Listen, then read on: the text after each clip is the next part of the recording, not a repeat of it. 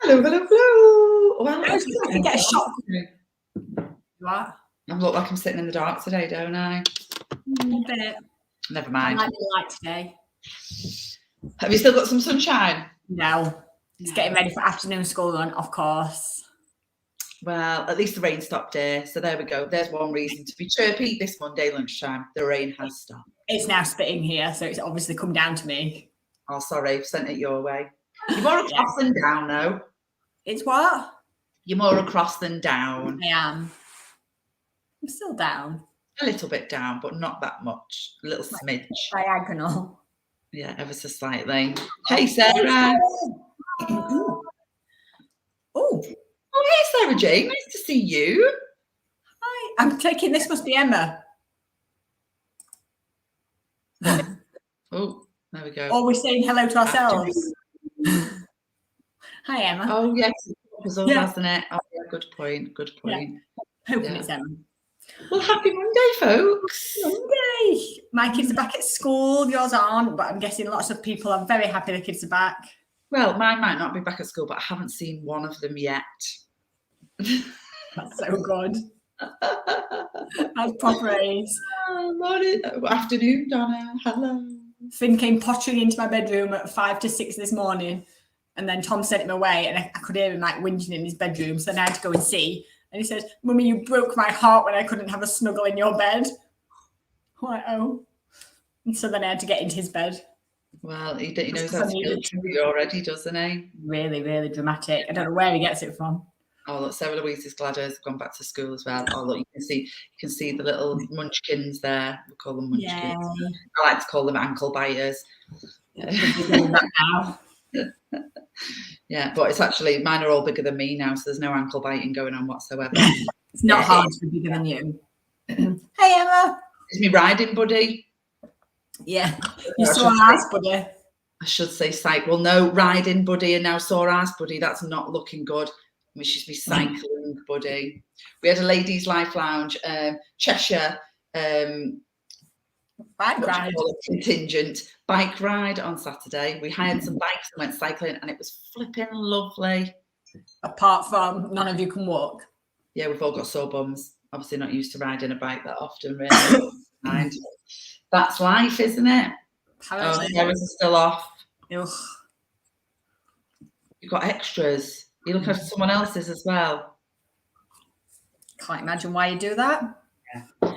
So how's everybody feeling this gorgeous Monday? Who needs a Monday Mojo boost? Let us know. Hey, Ruth, how are you doing? Hi. Everyone seems quite happy this Monday, interestingly. But 1st of November, how lovely is it when a Monday is also 1st of the month as well? Like that. So that's got good like. It just sits nicely in the whole perfectionism OCD arena. I did actually manage to say white rabbits before I actually physically spoke to a person this morning. I had spoken to numerous pets, but I had sent text messages, but I hadn't actually said hello to anybody. I have no superstition. I don't even know why I do it. Just always have. Don't know what's going on with me hair today. I like this, Ruth. Ruth's fab. Yay. We like a bit of fabness. I tell you what, hi, Shell. Oh, Evie's there too. Evie. What's the weather like in Ireland today? I'm coming back over again next week. Oh, you've gone all crackly. I'm scared of my internet now. Weather's gone weird. Uh-oh. Am I okay now? You're okay again now, but I heard you're going over to Ireland and then didn't hear anything else. Yeah, I'm going over to Ireland next week. In meeting again? We haven't made any plans. I'm literally doing a one-dayer though, so I'm there and back. Might not have time for some of that. Anybody a bit like me? Because the clocks went back at the weekend. That has a major impact. Puts a big dent in my mojo. Clocks going back. Don't like it. It's too dark. I love it. I absolutely love getting. I've just got a right croaky voice. Listen. Frogs. I love getting home from school and basically shutting my curtains. It's like my dream. Really? Yeah. Oh, I don't like it. And I don't mind it being dark in the morning. Like, because I'll still get up and do stuff. But I love it at night. I like having my fire on because I've got a lovely wood burning stove, so I do like having the fire on. But I don't love the dark, cold days and nights. Can't believe it's only a month, Evie. I can't. So exciting. So then we're proper. Then we're even more of a global network because then we've got members in New Zealand, Canada, and America. That's right. Make sure you don't leave, Evie. All right, you're not allowed. Never. Hey, Anita. Oh, and we're still good with jet lag. Perhaps it's just discombobulating you so much that you just can't figure yourself out. It's like being drunk. It is. Anita will have a sore bum as well. Is it as sore as Jodie's, Anita? I'm not sure what the comparison scale is there. Mine's not too bad today. It's just right, the bones, if you pushed your fingers into either bum cheek, you can feel the bone. It's actually my bones that are sore. Maybe they're bruised. I've got a corking bruise on my shin where I pedalled myself. Ooh, you do that where you pedal and it twats you in the flipping shin. Yeah, I've got one of them. I did get one of them. At least you had any shorts where it like skins all your skin off. No, I didn't lose any skin. My skin remained intact. All the peaches. Good bum sign, isn't it? Definitely a good bum sign. So I feel like we haven't seen you for ages, and we've done quite a lot in that time. Well, so last time we did Monday Mojo Live, we were sat in the flipping sunshine in Marrakesh, weren't we? How long ago does that feel already, though? Well, actually, that was 2 weeks ago because of half term. Oh, it feels forever ago to me already. Was it? Oh, no, it feels 2 weeks. Okay. No. Like months. Yeah. And then, half term. Well, that was defo good for me, Mojo. Just the sun and the night sky. Hey, well, listen, never mind the sun. If you're loving these dark nights and shutting your curtains on the school run. Yeah, I don't mind any weather. You can stay here and I'll go back to the sun. All right. Yeah, it feels different when you're on holiday. Because it is, obviously. Yeah. I feel like my hair's all gone weird at the end, like it's like just flicking out for no reason. Like, that's ginger. I think it says you just need to chop all this bit off. You're not due a haircut yet, are you? Well, if we're judging it on me going once every like 8 months, then no. I've got Evie's cut. Which I don't have yet. You'll have to wait and see what happens about that. But let's put it this way, we might have to share. And the chocolate. Well, all right, I'm just going to have to own up, Evie, and tell you what happened. So one of them had a bit of an incident in the bag on the way home from Ireland. So one mug arrived with it was without its partner. Yeah. And then so I thought, it was just going to be too long till I saw Roxy. So I ate all the chocolate. It's not funny, Evie. Fucking fuming. Don't even care about the mug, though. The chocolate. She does know, though, that you did buy her a present. I took a picture of it. I sent it to her. Here's what you could have had, love. Here's what you could have had. So I decided I was having the mug. And I ate all the chocolate. Oops. There's your partnership. Right there. I'd have done the same if it were the other way around. It's just too tempting. I'm all right. I've got loads of chocolate. Yeah. And my kids have only just finished Easter eggs, so. And just know, if it had been Pringles, I defo wouldn't have eaten them.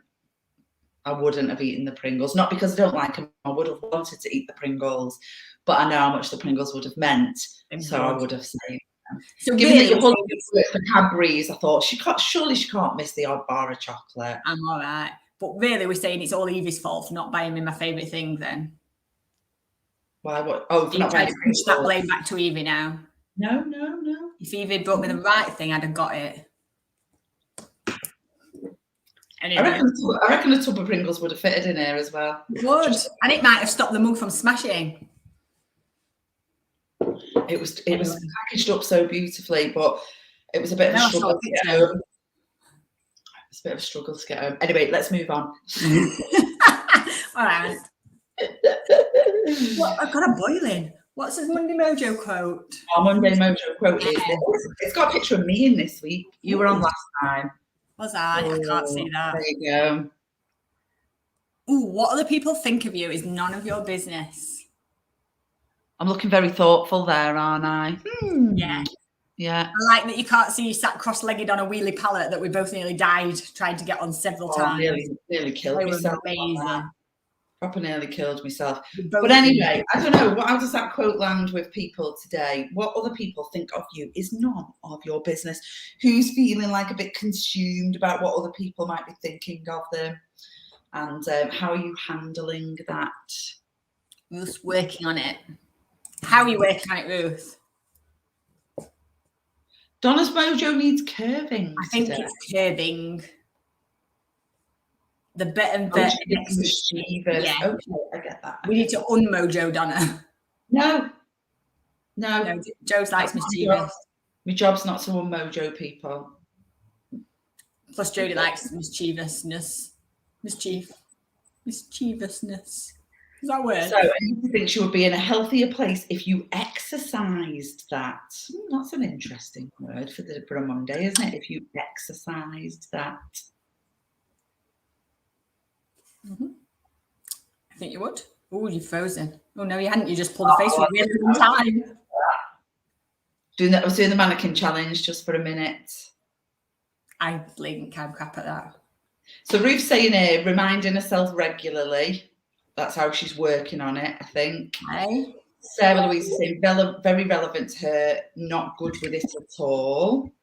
Yes, Sarah. Donna couldn't give a toss today what people think of her. She's happy. Now, that hasn't always been the case, Donna, has it? So do share what made the difference for you. Because I think this is one of those things, right, that's easier said than done. Yeah. Right? I'm sure that quote makes sense when you read it. It bangs back to the beginning of my workshop we did in Marrakesh about this idea of internal validation, where when you get to the stage where your only barometer of how you judge yourself is on how you think you did, how you think you behaved, what you think you achieved, and you're not judging yourself on what other people say, do, think about you, that's where that shift happens, and that's where it becomes so much more easy. Yeah.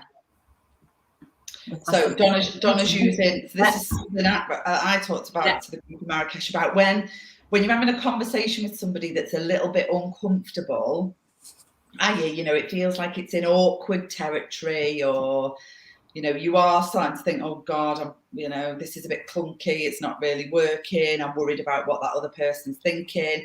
We imagined having this ball of uncomfortableness. And that in that moment, you kind of sat there with this ball thinking, oh, I don't like this ball. It feels really uncomfortable. And so as part of, being able to be a bit more assertive and kind of handle that situation is being able to say, okay, well, I'll tell you what, I'm going to hand that ball of uncomfortableness to the other person or somebody else who's involved and allow them to have that. And yeah, it's a very visual metaphor that can really, really work to help shift yourself out of uncomfortableness and think about giving it to somebody else. Yeah. Well, when I say yeah, I hope it was things that you just didn't want to do. Mm-hmm. Yeah. And that's that biggest word for me, that you don't want to do. So sometimes there are things that is important that we do that it would help us to do. But if they directly attack what you want to do, you get to kind of weigh that up there at that point and decide which action here is going to be the most important for me and which one's going to make me feel the best so that I can do everything else as well as I can. And and hey, right, I still get massively, I'm going to call it, I still have a reaction internally when I could think that somebody else might not be thinking very positively of me. Okay. So we've talked loads, haven't we, about how, I originally was a massive external validator, like had no internal validation. Yeah. It was all external. So that very much consumed me in terms of what other people thought about me. So over time, being able to do some work to learn to decide for yourself, right? Whether that was okay, good, not good, pissed off about it, I'll accept it for what it is, blah, blah, blah. But actually, that still doesn't stop that moment where I have a little funny feeling and I think, oh my God, what's that other person think of me right now? Have I upset them? Are they cross with me? What is what I've just said going to make them angry? But even though I know that, then I still have the feeling I'm able to sort of settle it down much quicker now.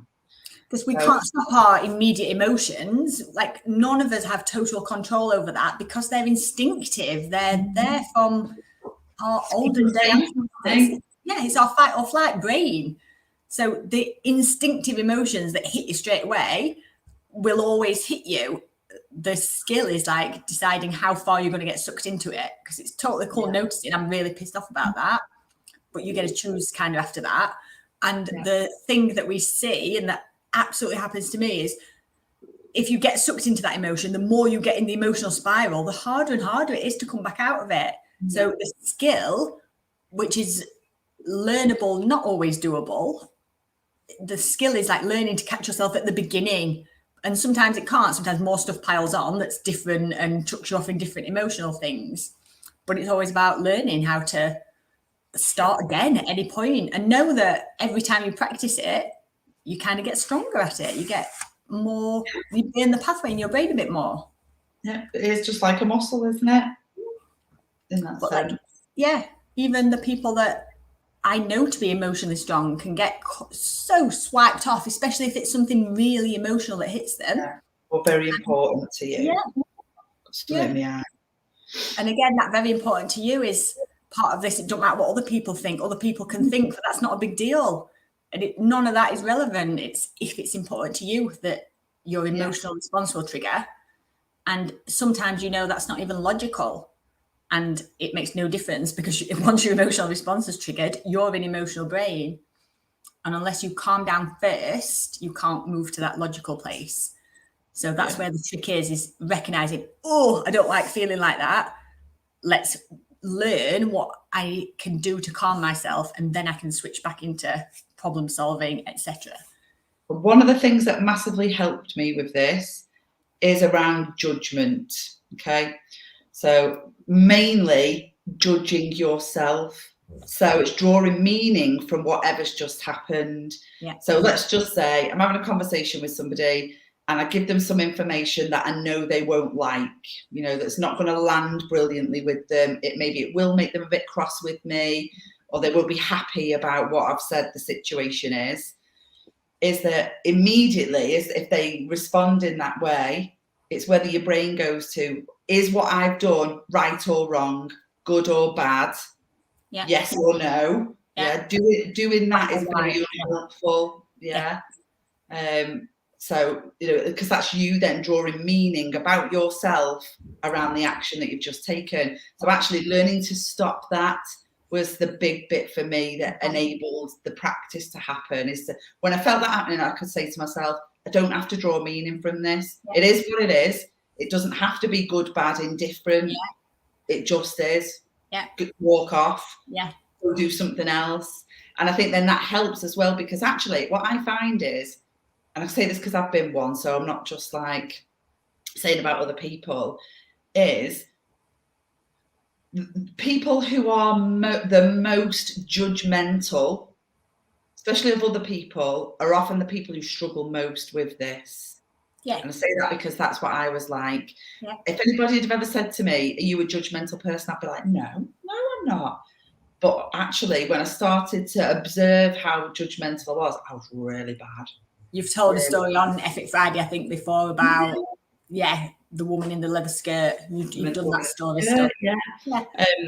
And actually, so that was a big sign for me that said, well, actually, I'm then judging other people by the way that I think and act, and that's not necessarily true.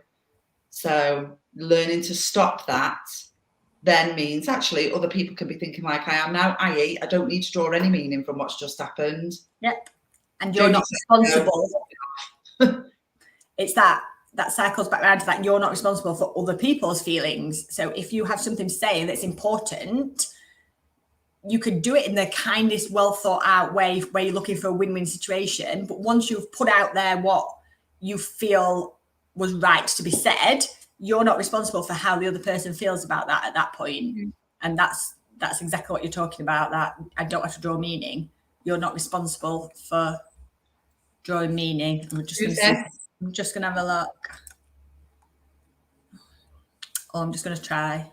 And if it's you, Mel from Marrakesh. Mel from Marrakesh. It's Marrakesh. Yes. Hi, Mel. Tell us a little bit more about what you mean by that. You reckon it goes hand in hand with expectations of other people? Tell us what you mean a little bit more. We don't misunderstand you. Yeah. That'd be good. Let's read out your name. Just click the little finger above the post. Who's this? Emma. Yes. Yeah. That I am, that depersonalizing stuff from I behaved this way to I am this way, huge, absolutely huge. That's why when we talk about the inner voice and things about yourself, we talk about give her a name, depersonalize her, get her out of yourself, because then you're not judging yourself, you're judging the behavior. Okay. I don't know if we can ever not have expectations of other people, because we surround ourselves with people to kind of help us in life. We choose people around us that we want to be part of our life, and there's always a reason that we surround ourselves with certain people. But then you do have expectations that they'll treat you a certain way. Like, that's really interesting, because as a concept, that's absolutely factual, but as a reality, I don't think we can ever not have expectations. It's like if Rose says she's doing some work, I then expect her to do that because she said she's going to. It's like those expectations kind of exist. There's layers to that for me. Yeah. Because I think there is definitely something in it, in that actually we very often place too high an expectation on ourselves. We do expect a lot of other people. Yeah. Some of that we could absolutely let go of, but I'm with you, at a basic human level, it kind of doesn't work without some kind of expectation of how people show up. Hey up, Jade. You wouldn't surround yourself with anybody if you didn't have any expectation of how they would behave in your life. Okay. I'm doing this a lot today. So what's that the international sign for? For there's so much here to dig into. Yeah. Not that one. Not that one. No. I did like your boobs on your watch, by the way. They're right good, aren't they? It's my proper favourite. If you didn't see. That's going to be a very tricky thing to do. Because I have to keep... There you go. I can see them now, the boobs. I don't know which way. I can't turn my arm that way anymore. We can see them enough. They're nice, aren't they? Love them. So Jade struggles to say things, especially if she thinks it may upset them. It's one of the issues in the relationship right now. So much is being built up and I need to say it, but it's so hard. But it's so hard not saying it as well. Like you're living in this place where you're waiting for... It's like you're waiting for a bomb to go off that you've not really pulled the pin on yet, but you're expecting that it's going to have more repercussions than it necessarily might. Yeah, there's a few things in this for me. First and foremost, you know what? One of the statements in the Assertive Bill of Rights, I think it's number 8, is you have the right to decide to not assert yourself, and so do other people. So I think that's number 1, is you don't have to do anything about this. What's kind of like for sure is if you choose not to, there are consequences to taking that action, right? So you've just got to be able to settle yourself with whatever the consequences are of not doing, you know, and actually, I'm sure Rox would pick up on this, is, you know, you've got a massive big pressure word in that sentence, is that you need to say it, but it's so hard. So the need, but, and hard are the issues in that sentence for me. Maybe if we flipped it to, it's important to say it, and instead of but, that's going to take a bit of work to get right. Okay.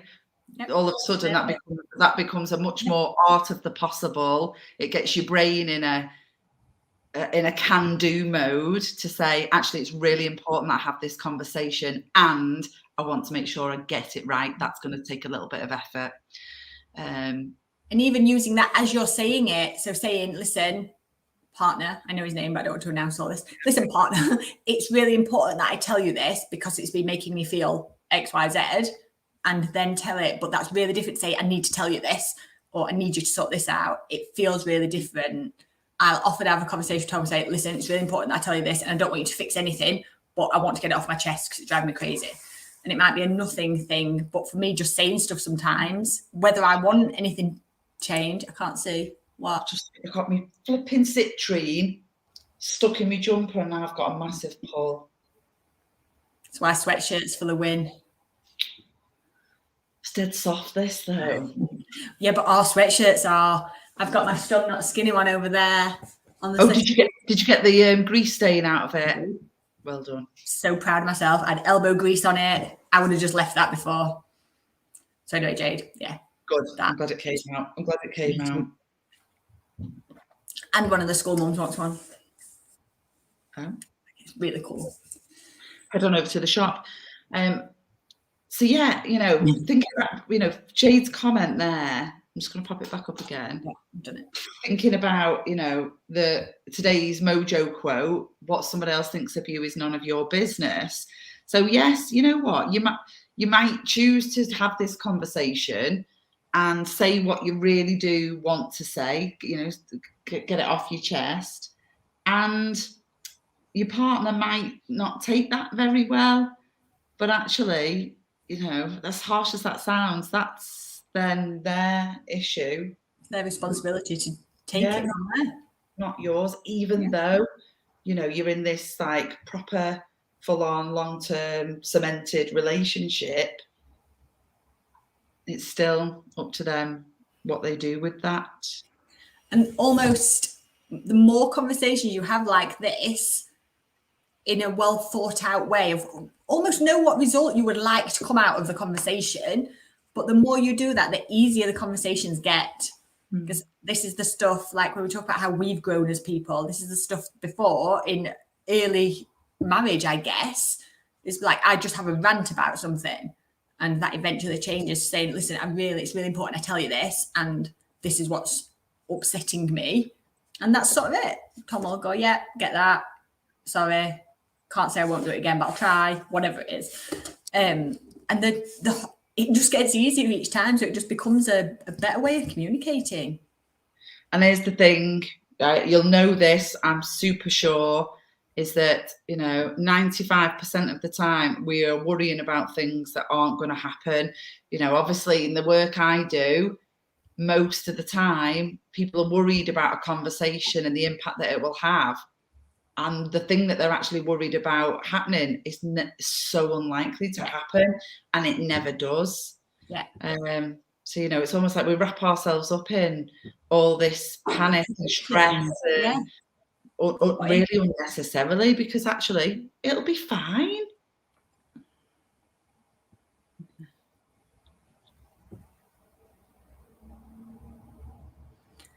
So much about that is about how you set the scene for the conversation you want to have. So it's about, listen, it's really important that I talk to you about this. I want you to listen to what I've got to say before jumping in at me.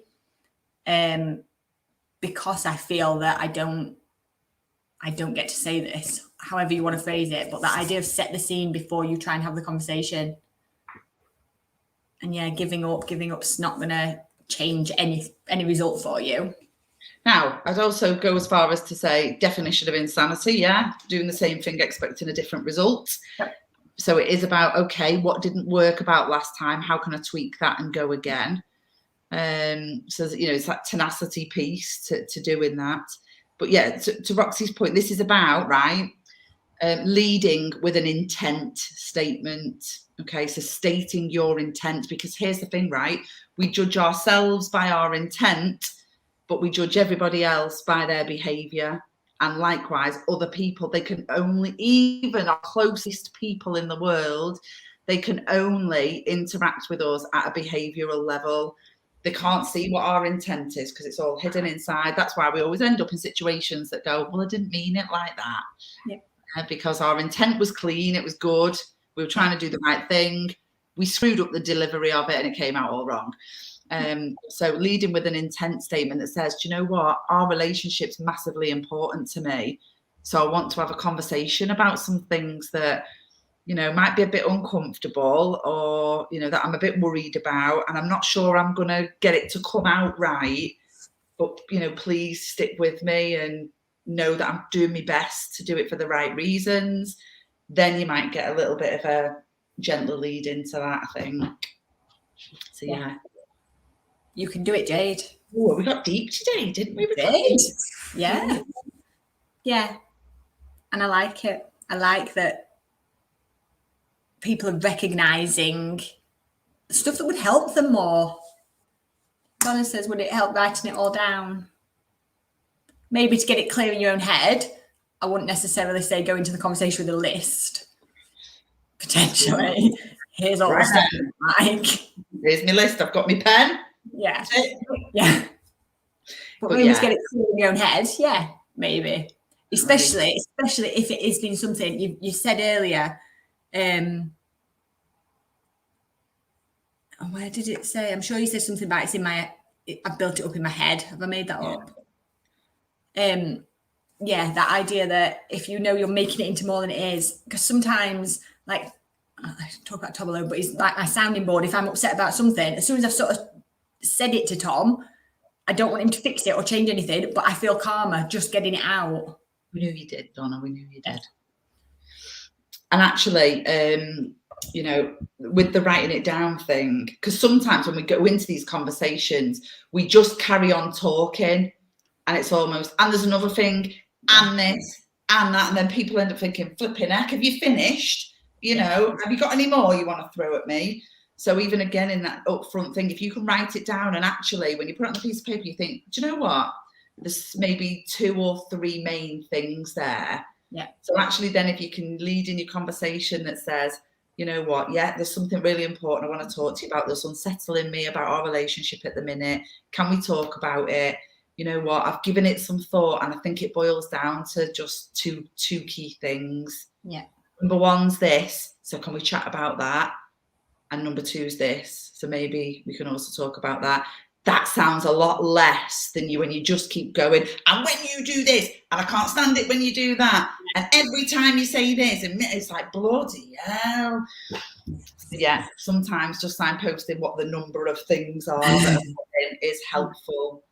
Unless it's 27. Yeah. And also, exactly part of that, not that way. Exactly part of that. Often when you write down all the stuff, you'll see that it's the same themes. You'll see that it's like what happened isn't the problem. So you'll end up with loads of examples for things. Now, don't bring all the examples. They're not necessary, but really recognize what the core of the issue is. What bit made no sense? Her last post, but it did. We're fine. Oh. Yeah. Yeah, well, then Jodie's just answered that. Pick your things, pick your actual problem. Because, like, there are always going to be annoyances and stuff people do that does your head in. Tom leaves frigging cupboard doors open for no reason. It drives me crazy. Why? Just like, forget. what is that? Just forget. Something else happens and I go to see to that. See, and that's the stuff that like blows my mind. But like, that's not a deal breaker thing. But if it's that on top of stuff, on top of stuff, on top of stuff, suddenly you've got this whole package of. I've done it today, right? So we have a sideboard in the hall that has a box in it that's got all the car documents in, and I needed to take a picture of my V5 for this stupid expense claim I'm trying to do. So I get everything out. I've got it all out on the hall floor. It's still all out on the hall floor. I don't understand. The cupboard door's open, the box is out, the box is open, and the stuff out of the box on the floor now. I'm going to get done in a bit when I'm going to get off here. Yeah. Better go and tidy it up quick. I've had another thought on that. Sorry, Jade, I hope this is all right. I hope it's useful rather than putting a massive spotlight on you and make you feel really awkward. But anybody who's in this situation, also do your best to say what it is that you want rather than what you don't want.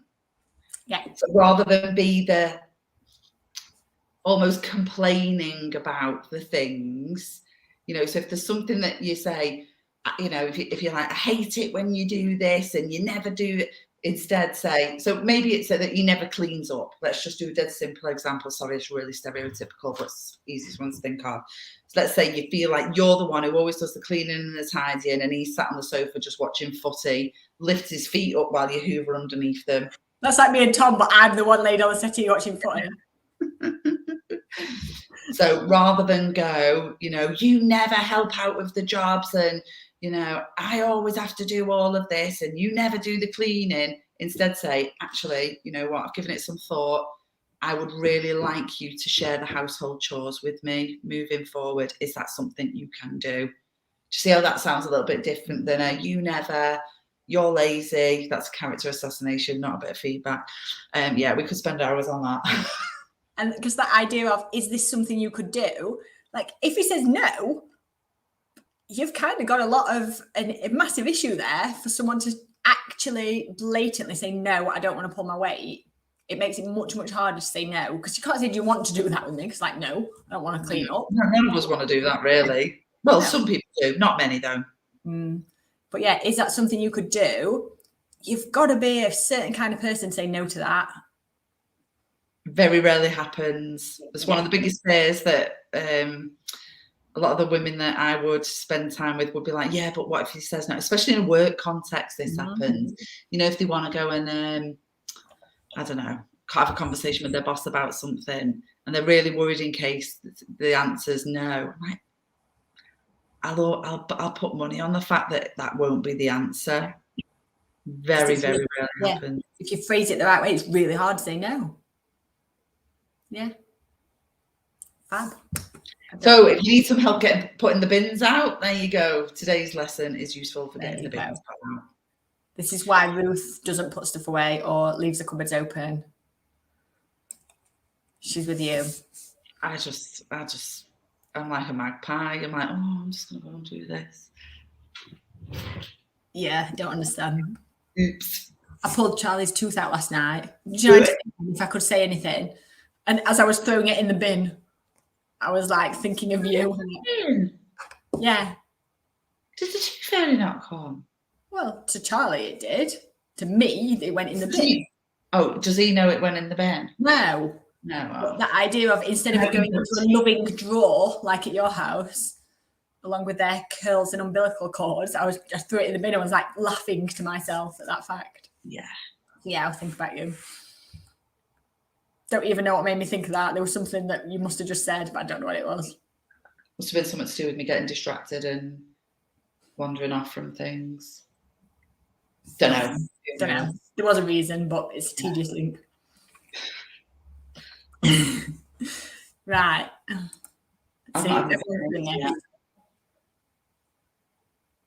Yeah, I do it all the time. Yeah. Well, I do a million jobs, but I like finish all the ones I'm doing. I just see something else that's a bit more exciting. Oh, no, I'll go do that instead. Happens with the laundry. Yeah. I'll be in the middle of getting it out of the washing machine and deciding what's going on the rail and what's going in the tumble dryer. And then, I don't know, one of the kids will shout me and I'll go off and see to that. And then about 3 hours later, I'll go back to the utility room and go, oh, I forgot about this. Washing all over the floor. Different world. No, totally. Totally. But that's all right. That's all right. Absolutely all right. I don't know. I'm going to say it had to be Louisa. It is Louisa. Yeah. Louisa always has 50 jobs on the go, minimum. Yeah. Am I seeing you this week? Oh, I've lost it up. Like, why is my calendar back in August? But that's because we were looking for your flipping thing. Trying to find my expenses. See, I'm trying to claim expenses from August. Yeah. It is November. Yeah. Yeah. And now you can't claim them because I'm like, do you know what? I'm actually at the point now thinking I can't be fucking arsed to claim them. Yeah. I'm just going to leave it and give up. I go for a stomp on Thursday. Yep, Thursday. We cancelled this week because of half term. Oh, I've got my friend's funeral on Thursday. It's finally here. I know. So if anyone wants to send me a Mojo boost, my boobs look massive today, don't they? I'm going to sit down here. Oh, hi, Daniel. Bye, Daniel. I didn't get that then. Did you get it? Just to be fair, if you're joining anything that says ladies, you're not welcome. I don't necessarily mean that, but you're really not. I like that you were like, I'm not saying anything. Who's that? Louise, I think. Raffin. We're all good. Busy was the business. No, Mel. It's Mel. Mm-hmm. Who knows? Right. Everyone's having a good chuckle now. Yeah. On that note, No filter thing. He might move, in which case he's sort of welcome. Yeah. But his profile picture doesn't suggest that. Anyway. Yeah. Have yourselves a wonderful week. We've now got some Mojo boosting vibes if you needed them. Everyone should now be well equipped to not give a monkeys what anybody else is thinking of them right now, and set to have some tricky conversations, or what you perceived to be tricky conversations before you came along today. Yes, that might actually be perfectly cool. Yeah, defo. Right, have yourselves a good week, folks. Have a fab week. We'll see you soon. Yeah, till you. Bye.